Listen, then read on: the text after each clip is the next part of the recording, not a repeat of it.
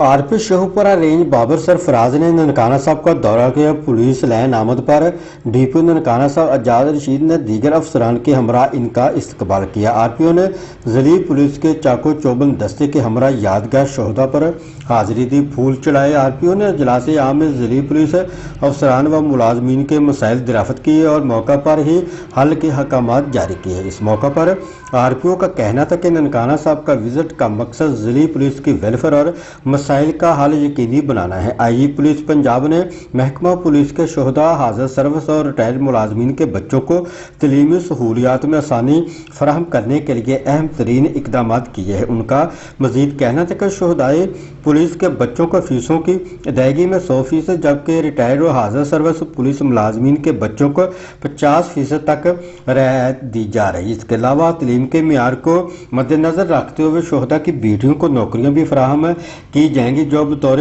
Lecturer अपने फ़राइज़ sir अंजाम देगी। उनका मजीद कहना था कि पुलिस सर्विस एक ऐसा पेशा है कि जिसमें कदम कदम पर खिदमत खलक का मौका मिलता है और बारगाह इलाही में इसका नाम भी मिलेगा। मेरे दरवाजे अवाम और तमाम पुलिस व जवानों के लिए खुले हैं, आप जब चाहे मुझसे मिल सकते हैं। कैमरामैन मियां सैफुर रहमान के साथ